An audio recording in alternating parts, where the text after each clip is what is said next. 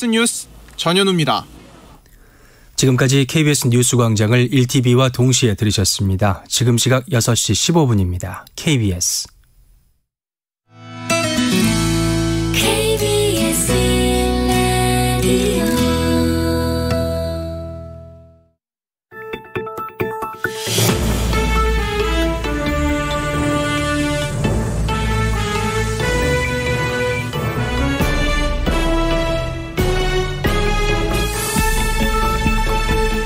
오늘 아침 일라디오. 주말 편안하게 보내셨습니까? 특히 요양시설에 계신 부모님 만나뵙고 온 분들 아주 의미 있는 시간 보내셨을 것 같습니다. 지난 추석 이후 7개월 만에 요양원 면회가 임시 허용됐죠. 가족마다 10여 분밖에 안 되는 짧은 시간이었지만 직접 손잡고 온기를 느껴본 참 고맙고도 소중한 순간이었습니다. 그리고 오늘 코로나19 시대 아주 특별한 날로 기록되겠죠. 실외 마스크 착용 의무가 566일 만에 해제됩니다. 오늘 출근길부터는 거리에서 또 지하철 야외 승강장에서도 마스크 쓰지 않은 분들이 많을 것 같습니다. 이제 우리 일상에 조금씩 훈풍이 불기 시작하는 것 같죠. 여러 우려의 목소리도 있습니다만 5월 가정의 달에 우리에게 찾아온 따뜻한 봄을 오래도록 제대로 느껴보고 싶어집니다. 관련 소식 잠시 후 뉴스 브리핑 시간에 좀 더 자세히 알아봅니다. 5월 2일 월요일 오늘 아침 일라디오 출발합니다. 저는 아나운서 김재홍입니다.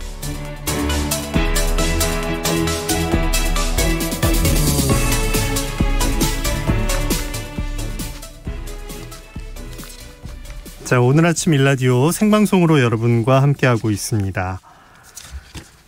자, 오늘 방송 들으시면서요, 참여해 주실 분들 단문 50원, 장문 100원의 유료 문자 샵 9730 이용하실 수 있고요.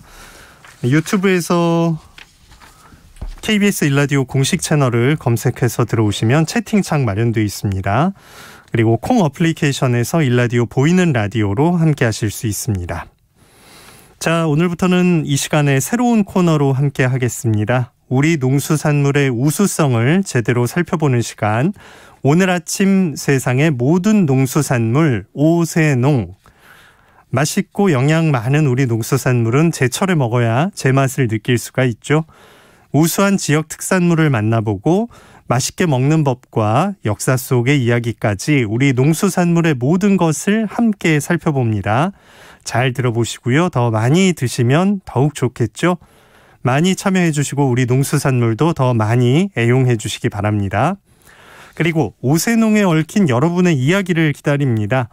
매주 토요일 보내주신 분들 가운데 추첨을 통해서 농촌진흥청에서 제공하는 웰빙 혼합 잡곡 세트, 모바일 커피 쿠폰 등 다양한 선물 드리겠습니다. 자, 그러면 오세농 지금 나갑니다.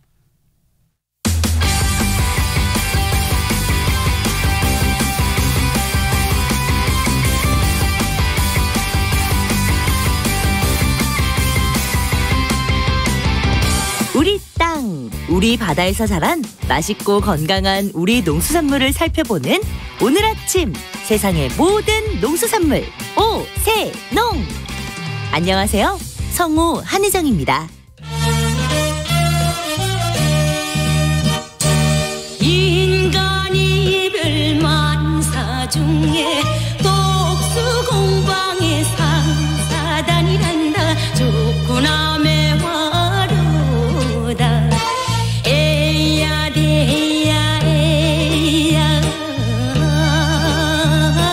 에야로 사랑도 매화로다. 김부자 씨 목소리의 매화 타령인데요. 오늘의 주인공은 바로 이 매화나무의 열매, 매실입니다. 매실은 이미 3000년 전부터 건강보조식품이나 약재로 사용되었죠. 한국에는 삼국시대에 정원수로 처음 전해졌고 고려 초기부터는 약재로도 활용되기 시작했습니다. 해독작용이 뛰어나 배탈이나 식중독 등을 치료하는 데 도움이 되고요. 매실의 신맛은 위액을 분비해 소화불량과 위장장애를 없애주죠. 또 변비와 피부 미용에도 좋고 산도가 높아 강력한 살균 작용과 함께 항암식품으로도 잘 알려져 있습니다. 새콤달콤한 맛을 자랑하는 매실, 피로 회복에도 절대 강자인데요.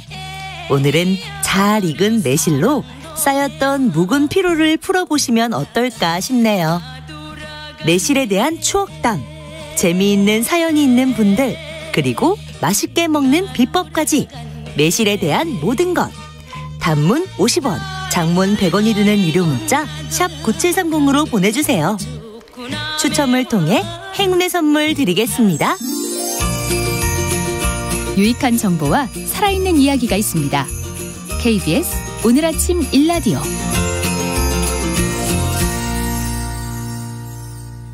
이번 한 주간 농가에서 알아둬야 할 주요 농작업 정보를 전합니다. 농촌진흥청 대변인실 정병진 농촌지도관과 함께합니다. 안녕하십니까? 네, 안녕하세요. 네, 제철 과일만 잘 먹어도 건강 유지에 도움이 많이 되죠. 최근에 과일 소비량을 보면 조금 줄고 소비자들이 좋아하는 과일 특성도 바뀌고 있다고 하는데 어떤 변화가 있습니까? 네, 20년 기준 1인당 연간 과일 소비량은 5년 전보다 8.3kg 줄어든 51.5kg인데요. 이는 식습관의 변화가 중요한 요인인 것 같습니다. 농촌진흥청에서 5대 과일인 사과, 배, 포도, 복숭아, 감귤의 소비자 선호도 변화와 요인을 분석했는데요. 최근 5년 사이 소비자가 가장 많이 구매한 과일은 사과였으며 적게 구매한 과일은 배, 그리고 구매 장소는 대형마트, 구매 주기는 주 1회가 가장 많았습니다. 소비자 인식 변화를 보면 가격에 대한 중요도는 낮아지고 건강을 중시하는 경향이 높아졌습니다. 그리고 수입산 과일에 대한 거부감은 감소하고 있는 것으로 나타났습니다. 선호하는 색깔도 바뀌었는데요. 사과는 선홍색보다 진홍색을, 배는 갈색보다 황금색을 더 선호했으며 과일의 크기도 중대형에서 중소형을 선호하는 것으로 변화되고 있습니다. 네. 자, 농촌 많이 바쁠 시기인데요. 이번 주 농업 기상 전망은 어떤가요? 이번 주 5월 5일은 어린이날이기도 하지만 여름에 접어들었음을 알리는 이파입니다. 이파가 시작되면 농작물도 잘 자라지만 해충도 많아지고 잡초도 잘 자라서 농가에서는 더욱더 바빠지기 시작하는 시기입니다. 지난주에 전국적으로 비가 충분하게 내려 온 들녘이 더욱 푸르름을 더해가고 있는데요. 이번 주는 전국적으로 맑은 날이 많을 것으로 예상됩니다. 하지만 6일 오후부터 수도권과 강원 영서에 비가 오는 곳이 있겠습니다. 기온은 아침 6 내지 19도, 낮에는 17에서 28도로 지난주보다 높겠습니다. 하지만 요즘에 낮과 밤의 온도 차이가 심하니 건강관리에 유의해 주시기 바랍니다. 네. 자, 각 농가가 실천할 농사 정보 하나씩 알아보죠. 벼농사 뭘 준비해야 할까요? 부직포 못자기를 너무 일찍 설치하게 되면 저온 장애를 받을 우려가 있으므로 지역별 파종 한계기를 고려하여 파종하시기 바랍니다. 그리고 어린무 육무 시에는 적정 물 관리와 알맞은 온도 유지가 필요한데요. 출하기에는 30에서 32도, 녹화기는 20에서 25도, 경화기는 15에서 25도로 관리해 주시면 되겠습니다. 봄철 녹화 개시 후 5 내지 10도의 저온, 출하 온도가 지나치게 높거나 주야간 온도차가 큰 경우에 모잘육병이 발생할 수 있으므로 등용약제로 방기해 주셔야 합니다. 그리고 뜬면은 육묘 중 7 내지 20도로 급격한 온도 변화와 종자의 밀파로 상자 내부가 가습하고 상토 중에 산소가 부족하여 발생하므로 정량 파종과 저고온 유지 관리가 매우 중요하겠습니다. 네. 밭작물은 어떤 관리가 필요한가요? 진딧물은 씨감자가 바이러스를 옮겨 수량을 많이 떨어뜨리고 씨감자의 태화를 초래하는 해충인데요. 강원도 고랭지 지역에서 진딧물이 가장 많이 발생하는 시기가 5월 중순부터 6월 초순 사이입니다. 올해는 이 지역 3월 평균 기온이 10년간 평균 기온보다 높게 나타나 진딧물 발생이 빨라질 것으로 예상됩니다. 진딧물은 기온이 높고 비가 적게 내리는 환경에서 많이 발생하지만 최근에는 고랭지 지역도 기후변화의 영향으로 평균 기온이 상승해 대량 발생할 가능성이 증가하고 있습니다. 진딧물은 증식 속도가 빠르기 때문에 초기 방제가 매우 중요합니다. 그리고 약재를 뿌릴 때는 약액이 잎의 아랫면까지 충분히 묻도록 뿌려줘야 방제 효과가 높습니다. 네. 채소 재배 농가에서 주의할 사항은 뭐가 있습니까? 요즘 마늘 양파의 구비대가 한창 진행되고 있는 시기인데요. 기온이 올라 고온 상황에서 발생 가능한 문제점과 대응 방법에 대해 알려드리겠습니다. 마늘은 고온일 경우에 토양 수분 부족으로 양수분 흡수 장애로 잎마름병 확산, 구비대 지연, 생산량 감소 등의 피해를 입을 수 있기 때문에 고온 시에는 스프링 쿨러 등을 이용해서 10일 간격으로 2 내지 3회 관수를 실시해 주시면 됩니다. 그리고 양파는 25도 이상의 고온이 지속될 경우에 생육이 저하하거나 생육이 정지되어 상품성과 생산량 감소의 우려가 있으므로 구비대 시기 전후에 7 내지 10일 간격으로 30 내지 40ml의 물주기를 실시해 주시면 피해를 줄일 수 있습니다. 네. 과수농가에서 해야 할 일도 말씀해 주시죠. 저온으로 인해 과수원에 피해를 입은 농가도 있으실 텐데요. 저온 피해가 발생한 과원의 관리 방법에 대해 알려드리겠습니다. 먼저 인공 수분을 2 내지 3회 추가로 실시하여 정상 착과를 유도해 줘야 합니다. 그리고 적과 작업은 피해 상황을 명확하게 확인할 수 있도록 가능한 늦게 실시해 주시면 좋습니다. 모양이 완전하지 않더라도 착과를 통한 수세 관리가 필요하기 때문에 최대한 착과시켜야 하고 피해가 심한 과원은 비료 시비량도 줄이고 옆면 살포도 자제하여 비료를 절감해야 합니다. 피해 과원의 관리 소홀 시 이듬해 개화에도 영향을 미치기 때문에 병해충 관리 등 세심한 재배 관리 노력이 필요하겠습니다. 네. 축산농가에서 실천할 작업으로는 뭐가 있을까요?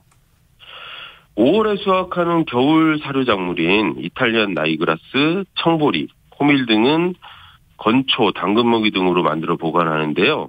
건초와 달리 당근먹이는 압축 포장 작업을 할 때 젖상균 첨가제를 넣으면 발효 품질과 저장성을 높일 수 있습니다.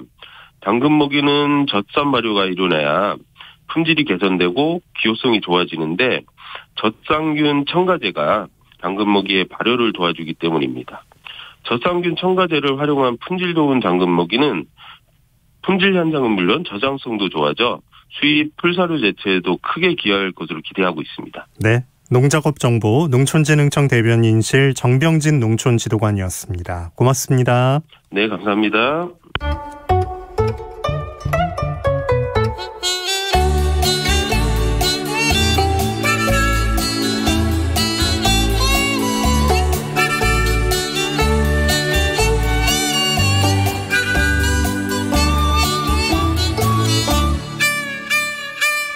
봄철 과일의 대명사였던 딸기, 이제는 오히려 겨울철에 더 많이 접하게 되죠. 또 조금 더 빨리 추석에 먹을 수 있는 딸기가 있다면 더 눈길을 모으지 않을까 싶은데, 그래서 탄생하게 된 품종이 바로 가을 딸기인 고슬입니다. 쉽고 재미있는 우리 품종 이야기, 맛있는 가을 딸기 고슬에 대해 자세히 알아봅니다. 고령지 농업연구소 이종남 연구관입니다. 안녕하십니까? 네, 안녕하세요. 네. 고슬, 생소한 이름인데 어떻게 딸기 품종 이름을 이렇게 짓게 되셨나요? 예, 고슬은 제주도 사투리로 가을을 뜻합니다. 제주도에서는 이제 친숙한 용어인데 제주도 외 지역에서는 잘 모르는 단어죠. 가을에 나올 수 있는 신품종 딸기를 개발하고 나서 품종 이름을 짓기 위해 SNS 친구들에게 공모하였는데 어떤 친구 하나가 제주도 방언으로 고슬이 가을을 뜻한다 하여 지어지게 되었습니다. 네. 이 고슬은 어떻게 이렇게 빨리 수확할 수 있나요? 예, 고슬은 중일성 딸기 품종입니다. 일반적으로 겨울 딸기는 온도가 낮고 낮길이가 짧은 계절에 꽃대가 형성되는 일개성 딸기 품종이라 겨울철과 봄에만 먹을 수 있었는데, 그러나 고슬은 1년 내내 온도와 낮길이와 관계없이 꽃대가 형성되기 때문입니다. 네. 그러면 1년 내내면 여름에도 수확이 혹시 가능할까요? 맞습니다. 고슬은 여름에도 수확이 가능합니다. 그러나 딸기 식물 특성상 온도가 낮아야지 당도가 높고 과일이 크며 품질이 높습니다. 그래서 딸기는 가장 추운 1월이 가장 맛있다고 볼 수 있습니다. 근데 딸기 가격은 12월보다 11월, 11월보다 10월이 더 가격이 더 좋습니다. 빨리 딸수록 가격이 좋기 때문에 많은 농민들은 9, 10월에도 딸 수 있는 딸기 품종이나 기술을 기다리고 있었습니다. 그랬군요. 지금 우리 한 85%가 서량 품종인데 서량 딸기랑 비교할 때 고슬은 어떤 점이 우수하다고 할 수 있습니까? 서량 품종에 비해서 고슬은 이제 9월부터 일찍 수확이 가능하고 이 대과이고 당도가 높고 신맛이 약간 강하고 향이 진한 품종입니다. 한번 먹으면 진한 맛에 톡 빠져드는 매력이 있습니다. 그리고 서량은 5월에 수확이 끝나지만 고솔은 6, 7월까지도 수확이 가능하며 그래서 수확 기간이 긴 장점이 있고 과일도 단단한 장점이 있습니다. 네. 신품종 이제 막 고슬 보급하고 있을 것 같은데 어디에서 많이 재배되나요? 많은 농민들은 이제 고슬을 여름딸기라고 아시는 분들이 많은데 우리나라에서 여름딸기는 해발 500m의 고냉지에서만 재배되고 있어요. 고슬은 여름딸기가 아니고 가을부터 이듬해 여름까지 길게 재배되기 때문에 지금 전국적으로 재배되고 있습니다. 네. 그런데 추석쯤에 이제 고슬을 수확할 때 따로 어려운 점은 없습니까? 최근 3년 동안 딸기 재배 면적의 3분의 1이 정식 후 죽었습니다. 그래서 지난 겨울 딸기 가격이 금값이 되었는데 이유는 이상 고온에 따른 시드름병이 딸기에 피해를 주었기 때문입니다. 시드름병은 약 28도 이상에서 걸리는 병으로 치료가 불가능할 정도로 딸기를 다 죽이는 병입니다. 고슬을 추석에 먹으려면 7월이나 8월에 심어야 되는데 그때가 28도 이상의 더운 시기로 고슬이 이때 시드름병에 약한 것이 단점이며 또한 응애라는 해충이 잘 걸리는 편입니다. 따라서 이 두 가지 해충만 잘 방지하면 기르기 쉬운 품종입니다. 네. 그러면 이 두 가지 문제를 해결할 방법이 있을까요? 예. 시드름병은 냉방시설이 반드시 필요합니다. 토양 또는 하우스 내 온도를 낮추기 위해 뿌리 부근에 지하수 호수를 깔거나 차광, 안개분무, 환기 등 적극적으로 온도를 낮추는 장치가 필요합니다. 9월에도 온도가 많이 높기 때문에 낮추지 않으면 아무리 맛있는 딸기 품종이라도 맛이 떨어지므로 강제적으로 하우스 온도 내기를 해야 합니다. 그리고 응애는 잎 뒷면에 붙어 있기 때문에 농약을 골고루 뒷면을 잘 처리하면 잘 방제가 됩니다. 네. 고슬 딸기 하우스 재배보다 더 인기 있는 장소가 혹시 있을까요? 예. 고슬은 식물공장에서 많이 찾습니다. 미래 식량난을 해결해줄 식물공장은 상추동의 엽채소만 재배가 가능했으나 기술이 발전하면서 딸기 재배에도 많은 도전을 하고 있고 점점 식물공장에서의 딸기 재배가 성공되고 있습니다. 식물공장에서는 LED를 이용한 인공광원으로 재배하는데 일반 딸기는 꽃대가 잘 형성되지 않거나 또는 수정이 잘 이루어지지 않아서 기형과가 많이 발생합니다. 그러나 고슬은 아무 조건에서 상관없이 꽃대가 잘 형성되고 꽃가루가 많고 수술이 길어서 수정이 잘 이루어집니다. 네.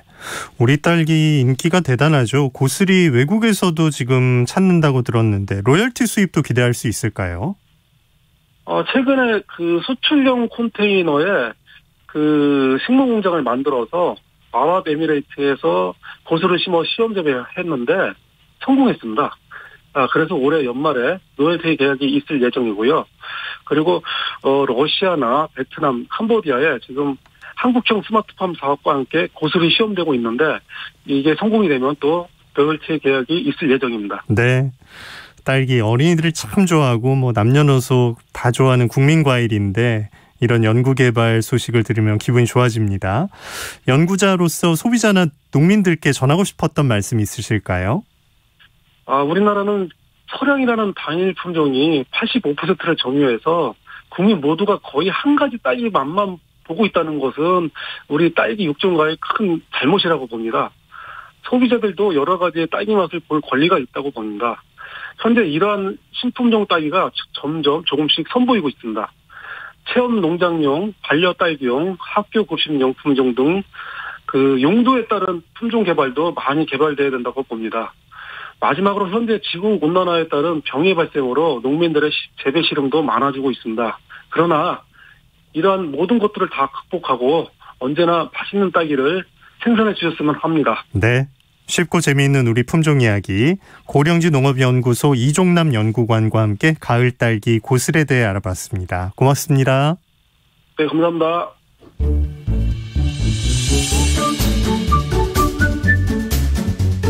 아침을 여는 기분 좋은 습관. KBS 오늘 아침 1라디오.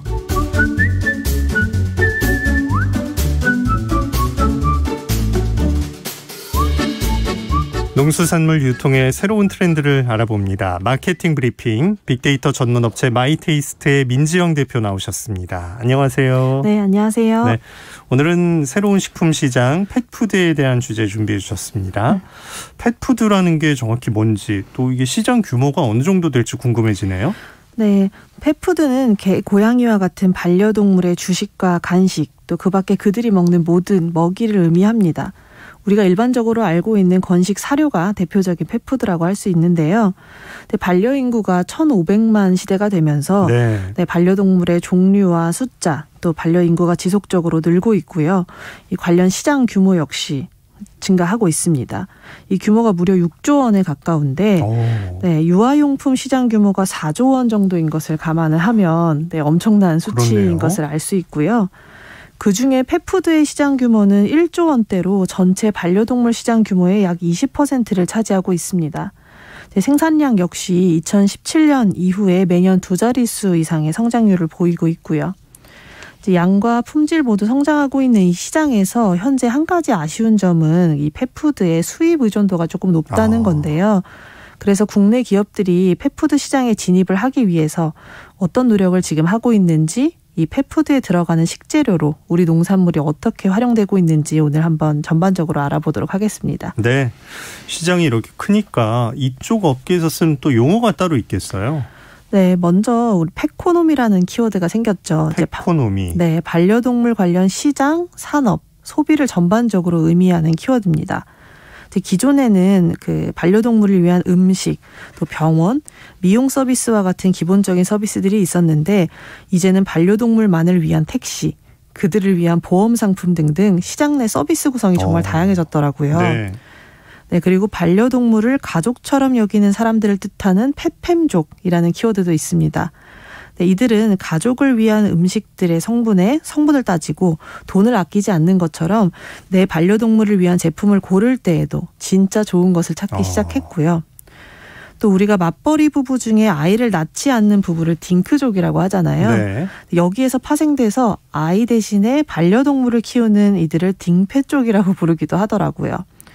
네, 이들은 자녀 육아를 위해서 정보를 찾는 부모들과 동일하게 SNS를 통해서 반려동물의 양육 정보를 공유하고 반려동물과 함께하는 라이프 스타일을 만들어가고 있었습니다. 네, 정말 가족처럼 대하기 시작하면서 진짜 그 뭘 먹는지에 대한 관심이 높아지면서 큰 변화가 찾아온 것 같네요. 네. 제가 또 하나의 신조어를 말씀드리려고 하는데 반려동물을 사람처럼 여긴다는 의미의 펫 휴머니제이션 현상이라는 것이 확산되고 있습니다. 그래서 역시 사료를 고를 때에도 내 가족이 먹는다는 생각 때문에 좋은 식재료로 만든 퀄리티 높은 제품을 구매하려고 하고 가격은 크게 상관하지 않더라고요. 네, 바로 이 이유 때문에 프리미엄 시장이 열렸다라고 지금 판단을 하고 있습니다. 네, 주식뿐만 아니라 간식도 마찬가지인데요. SNS에 사람이 먹는 과자인 줄 알고 반려동물 간식을 골랐다. 이럴 수 있죠. 네. 내가 호기심에 먹어봤는데 실제로도 맛있었다. 이런 후기가 종종 올라오는 이유도 이 때문일 것 같습니다. 네. 이뿐만 아니라 반려동물용 영양제 시장도 확산되고 있다고 합니다. 네, 질환 관리 그리고 또 예방에 필요한 각종 영양소나 성분을 바탕으로 해서 반려동물을 위한 건강식품도 출시가 되고 있고요.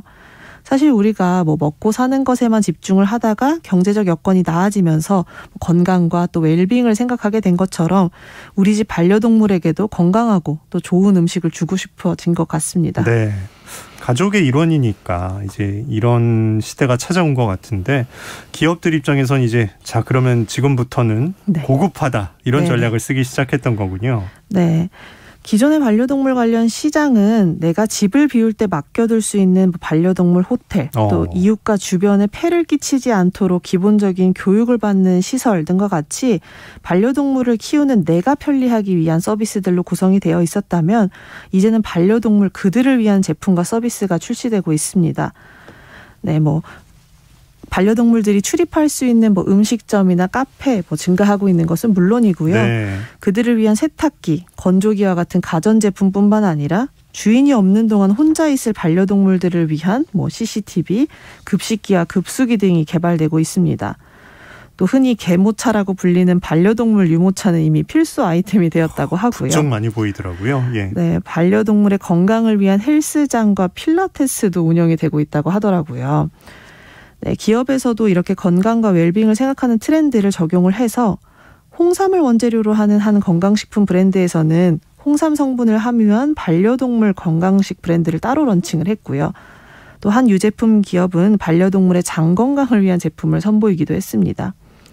우리가 지금 사용하고 먹는 것들하고 동일한 제품들이 소비 대상만 반려동물로 바뀌어서 그대로 출시되고 있기 때문에 모든 기업들에게 반려동물 관련 시장이 새로운 블루오션으로 떠오르고 있다라고 보고 있습니다. 네.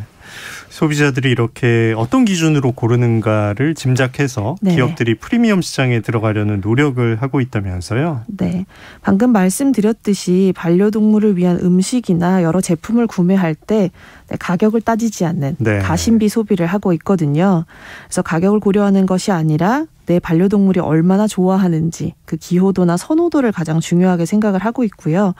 또 그리고 펫푸드의 포장재에도 영양 성분이나 주 원료의 종류, 함량, 또 음식 섭취 이후에 어떤 효과가 있는지를 표기해 놓은 제품의 선호가 높다고 합니다. 역시 내 가족이 먹는 음식이기 때문에 똑같이 일일이 따져보면서 구매를 한다는 건데요. 그래서인지 기존 식품 브랜드들이 펫푸드 시장으로 진출하는 경우가 굉장히 늘고 있는데 국내 대표 6개 가공업체는 펫푸드만을 연구 개발하는 업체를 계열사로 만들었어요. 네, 사람들도 먹을 수 있는 수준이다라고 하는 휴먼 그레이드 식품을 개발을 하고 있고요. 그래서 기존에 이 회사가 가지고 있던 식품 제조 기술을 그대로 펫푸드에 적용을 하고 있다고 합니다. 또 비만견이나 노령견을 위한 특별식 개발 업체도 증가를 하고 있는데 유전자 분석 기술을 활용한 처방식뿐만 아니라 가정 간편식까지 반려동물들에 위한 다양한 제품들이 출시되고 있고요. 네. 이제는 반려동물을 위해서 조리한 사료도 배달 앱으로 주문이 가능해진다고 하거든요. 그래서 역시 펫푸드 시장의 가능성이 더 크게 느껴집니다. 진짜 모든 게 다 가능한 그런 세상이 오는 것 같습니다. 펫푸드 시장 앞으로를 위해 국내 기업이 준비할 점은 뭐가 있을까요? 네, 반려동물의 종이나 나이에 따른 맞춤형 식품들이 연구되고 있는 상황이거든요. 그래서 반려동물의 기호를 고려한 제품이 세분화되고 있고 또 건강 상태나 치아 상태에 따라서 고를 수 있도록 다양한 타입의 식품을 통해서 선택의 폭을 넓히고 있습니다. 또한 펫푸드를 마케팅하는 방법도 기존 식품과 굉장히 유사하게 진행이 되고 있어서 강아지 먹방 콘텐츠를 통해서 사료를 홍보하기도 하고요. 네. 네, 체험단 마케팅을 통해서 반려동물이 직접 먹어본 후기와 반응을 주인이 직접 올리면서 구매를 유도하기도 합니다. 네. 네, 또 우리가 최근에 구독 서비스가 유행을 하고 있는데 반려동물 간식이나 식품도 구독 서비스를 제공하는 기업이 생기기도 했거든요. 재료가 신선해지고 고급화되는 만큼 당일 생산해서 빠르게 발송을 해서 이렇게 프리미엄 입맛을 맞췄습니다. 그런데 아직은 좀 한계도 존재하고 있는 상황입니다. 앞서 말씀드렸듯이 수입 의존도가 좀 크기 때문에 그 국내 기업들이 어려움을 겪고 있는 실정인데요. 아무래도 아직 시장이 불명확하다는 우려가 있기도 하고요. 그래도 초기에 좀 작은 기업들이 수제 간식을 만들던 시장에서 시스템이 갖춰진 기업들의 진출이 국내 시장을 좀 더욱 키우고 또 수출로도 이루어지지 않을까 생각을 해봅니다. 네. 자, 농가에서도 관심이 높을 것 같은데 네. 어떤 노력을 하고 있나요? 네, 국내에서도 국내 생산 농산물을 이용해서 기능성 제품을 개발하고 있는데요.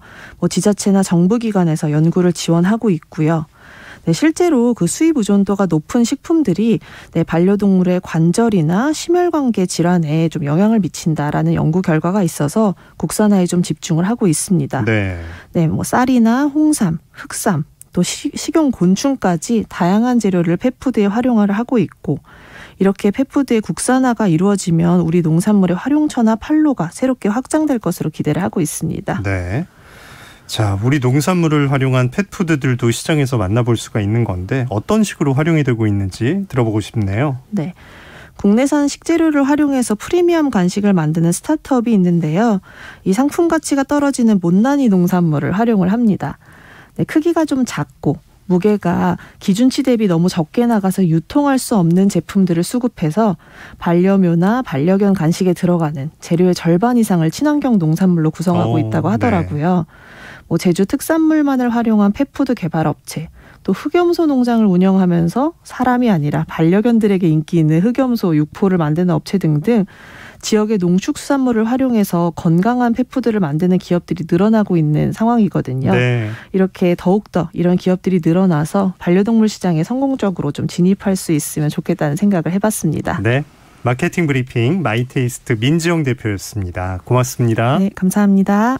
오늘 아침 일라디오 함께하고 계십니다. 지금 시각 6시 45분입니다.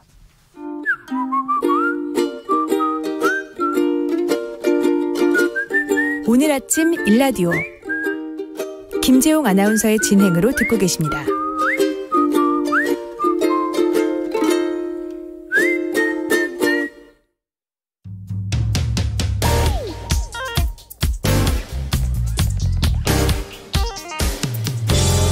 오늘 아침 뉴스 브리핑 정상근 기자와 함께합니다. 안녕하십니까? 네, 안녕하십니까? 네, 오늘부터는 야외 마스크 의무가 사라지는 거라고요? 네, 오늘부터 야외에서는 마스크를 착용해야 되는 의무가 해제가 됩니다. 김부겸 국무총리는 지난주 금요일 일부의 우려도 있었지만 혼자만의 산책이나 가족 나들이에서조차도 마스크를 벗을 수 없는 국민들의 답답함과 불편함을 계속 외면할 수는 없었다라면서 이 해외에서도 정점 직후 마스크 착용 의무를 해제한 사례가 있지만 이 문제없이 확진자 수는 감소 추세를 보였다라고 설명했습니다. 이에 따라 식당이나 카페, 야외 테라스에서도 마스크를 착용하지 않아도 되고요. 지상에 있는 지하철역이나 학생들 체육 시간에도 마스크를 꼭 쓰지 않아도 됩니다. 다만 밀집도와 함성 등으로 감염 위험이 높은 50인 이상의 집회나 행사, 공연, 스포츠 경기 관람 시에는 마스크 착용 의무가 유지가 됩니다. 또 유증상자나 고위험군의 경우 다수가 있어서 1m 이상의 거리 유지가 어렵거나 이 비말 생성이 많을 경우 마스크를 써달라고 권고했습니다. 네, 코로나19 상황은 어떻습니까? 네, 감소 추세가 이어지고 있습니다. 지난 토요일 확진자가 43,286명, 어제는 37,771명으로 주말 이틀 합계 확진자가 10만 명도 안 나왔습니다. 오늘은 여기에 주말 검사 건수 감소 영향으로 이 10,000명에서 2만 명대의 확진자가 예상이 되고 있습니다. 위중증 환자나 사망자 수도 감소 추세가 이어지는데요. 어제 발표된 위중증 환자 수는 493명으로 500명 아래로 내려왔고요. 사망자는 지난 토요일 70명, 어제는 81명으로 두 자릿수로 내려왔습니다. 네. 검찰 수사권, 기소권 분리 핵심 법안이 본회의를 통과했다고요? 네, 지난 토요일 국회는 본회의를 열고 검찰청법 개정안을 통과시켰습니다. 해당 법안의 핵심 내용은 검찰의 직접 수사 대상을 일단 부패와 경제범죄로 제한해서 수사권을 줄이고 수사검사와 기소검사를 분리한다라는 내용입니다. 국민의힘 의원들이 항의 차원에서 본회의에 불참을 했는데요. 이 직전에 몸으로 박병석 국회의장의 출석을 저지했고 이 과정에서 의장실 직원들과 거친 몸싸움을 벌이기도 했습니다. 한편 민주당의 검찰 관련 법안은 형사소송법 개정안도 있는데요. 토요일에 상정이 됐고 다시 국민의힘 의원들과 민주당 의원들의 필리버스터가 시작됐으나 박병석 국회의장은 임시국회 회기를 그날 종료하고 내일 다시 본회의를 열어서 이 관련 법안을 처리할 계획입니다. 민주당은 청와대의 마지막 국무회의를 4일로 미뤄줄 것을 요청했다고 하는데요. 국민의힘은 문재인 대통령에게 거부권 행사를 요청한 것으로 전해지고 있습니다. 네. 자, 윤석열 당선인 측은 대통령실 인사를 발표했죠. 네, 윤석열 대통령 당선인 측 장제원 비서실장은 이 새 정부 대통령실 수석비서관급 이상 인선을 발표했습니다. 윤석열 당선인 대통령실은 이 비서실과 안보실에 경제, 사회, 정무, 홍보, 시민사회 등 5개 수석으로 분류가 되는데요. 앞서 윤석열 당선인은 비서실장에 이미 김대기 내정자를 임명한 바 있습니다. 그리고 어제 발표된 인선에 따르면 국가안보실장은 우선 김성한 전 외교부 차관이 임명됐는데요. 김성한 내정자는 윤석열 당선인의 초등학교 동창이자 이명박 정부 당시 외교부 차관을 지냈습니다. 윤석열 당선인의 외교안보정책 설계를 주도한 인물로 알려졌습니다. 그리고 국가안보실 산하 1차장에는 김태효 전 청와대 대외전략기획관, 2차장에는 신인호 전 청와대 위기관리비서관, 경호처장에는 김용현 전 국방부 합동참모본부 작전본부장이 내정됐고요. 경호처장에는 김용현, 이렇게 임명이 됐습니다. 네. 그리고 경제수석에는 최상목 전 기획재정부 차관, 이 사회수석에는 안상훈 서울대 교수, 정무수석에는 이진복 전 의원, 홍보수석에는 최영범 전 SBS 보도본부장, 이 시민사회수석에는 강순규 전 의원이 각각 임명이 됐습니다. 대변인은 조선일보 출신의 강인선 외신 대변인이 임명이 됐습니다. 네. 자, 오늘부터 국무위원 청문회가 잇따라 열리게 되죠. 네, 앞서 내정된 새 정부 국무총리와 장관들의 인사청문회가 본격적으로 시작이 됩니다. 오늘은 진행주 파행됐던 한덕수 총리 후보자의 청문회를 포함해서 모두 6명의 청문회가 한꺼번에 열리는데요. 한덕수 후보자 청문회는 한덕수 후보자가 김앤장 고문 시절 받은 19억여 원의 보수의 적정성, 그리고 통상산업부 관료 시절 서울 종로구 자택을 미국 기업 2곳에 임대한 데 대한 이해충돌 논란 등이 도마에 오를 것으로 보입니다.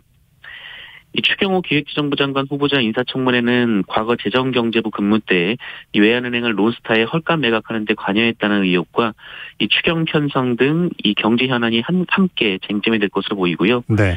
또 원희룡 국토교통부 장관 후보자는 제주지사로 재직하며 이 개발 사업과 관련해서 민간에 특혜를 줬다는 의혹, 그리고 박진 외교부 장관 후보자는 자녀가 외국 도박 사이트 운영업체에 근무했다는 의혹 등을 받고 있습니다. 민주당은 후보자마다 문제가 많다면서 국민의 시각으로 철저하게 검증하겠다라고 밝혔고요. 국민의힘은 민주당이 새 정부 출범을 앞두고 의도적으로 흠집내기를 하고 있다, 이렇게 맞서고 있습니다. 네. 자, 어제부터는 유류세가 조금 더 내려갔다고요? 네, 정부는 유가 안정을 위해 지난해 11월부터 유류세를 20% 인하한 바 있는데요. 하지만 이후 유가가 더 급등하며 얼마 전 10% 추가 인하를 결정했습니다. 이에 따라 어제부터 인하된 유류세가 적용이 되기 시작했습니다. 어제 이 국내 주유소의 휘발유 가격은 전날보다 18.6원 소폭 내리면서 리터당 1956.2원을 기록했습니다. 다만 유류세는 정유공장 출고 시점부터 적용되기 때문에 이 국내 유통 과정과 주유소 재고 소진 시점 등을 고려하면 유류세 인하 조치가 실제 주유소 판매 가격에 반영될 때까지는 한두 주 정도의 시차가 발생할 것으로 보입니다. 다만 정유 4사 직영주유소 같은 경우에는 그 유류세 인하 효과가 바로 반영이 될 것으로 보입니다. 유류세 인하가 적용이 되면 그 리터당 휘발유는 83원, 경유는 58원, 액화 석유가스 부탄은 21원 정도 가격이 인하될 것으로 보입니다. 네. 자, 홍천에 한 주택에서 불이 나서 4명이 숨졌어요. 네, 어제 새벽 강원도 홍천의 한 주택에서 화재가 발생했습니다. 소방당국은 옆집에 불이 났다라는 이웃집 주민의 119 신고를 받고 현장에 출동했고요. 불은 1시간 40여 분 만에 꺼졌는데요. 그러나 이 불로 70대 남자 1명과 60대 여성 3명 등 4명이 숨졌습니다. 이 70대 남성과 60대 여성 중 1명은 부부로 알려졌고요. 이 다른 60대 여성 2명은 부인의 친구로 추정이 됩니다. 이들 부부는 5년 전 해당 주택을 구입해서 주말 농장 거처로 사용했던 것으로 알려졌고요. 은퇴 후 전원 생활을 준비했던 것으로 알려져 안타까움을 더하고 있습니다. 경찰과 소방당국은 정확한 화재 원인을 조사하고 있습니다. 네. 자, 600억 원을 넘게 횡령한 우리은행 직원이 있었는데 구속됐다고요? 네, 3차례에 걸쳐서 회사 돈 600억 원대를 횡령한 혐의를 받는 우리은행 직원이 결국 구속이 됐습니다. 이 서울중앙지법은 지난 토요일 이 특정경제범죄 가중처벌 등에 관한 법률상 횡령 혐의를 받는 해당 직원에 대한 구속영장을 발부했다라고 밝혔습니다. 야간승 부장판사는 증거인멸과 도망 우려가 있다라고 밝혔는데요. 해당 직원은 영장 실질심사에 출석하면서 기자들 앞에서 물의를 일으켜 죄송하다라고 밝혔습니다. 그리고 이 해당 직원의 동생 역시 어제 구속이 됐습니다. 공범 혐의인데요. 경찰은 횡령금 일부가 동생의 사업자금으로 흘러간 단서를 포착을 했습니다. 동생은 형으로부터 약 100억 원을 받아서 그 뉴질랜드 골프장 리조트 사업을 추진하다가 80억여 원의 손실을 본 것으로 전해졌습니다. 네, 뉴스브리핑 정상근 기자 고맙습니다. 고맙습니다. 자, 5월에 일상이 시작되는 날 예년보다 선선하게 출발합니다. 서울 9도, 대구 8도 등으로 평년 기온보다 조금 낮게 출발하는데요. 낮에는 10도 이상 기온이 올라갑니다. 서울 19도, 대구 21도, 광주 20도로 어제와 비슷하겠습니다. 오늘 서쪽 지역은 대체로 맑겠지만 동쪽 지역은 오후에 곳에 따라 소나기 내리는 지역이 있겠습니다. 자, 대기질은 서울, 경기, 충청은 오전 한때 나쁨, 오후에는 보통 수준을 보이겠습니다.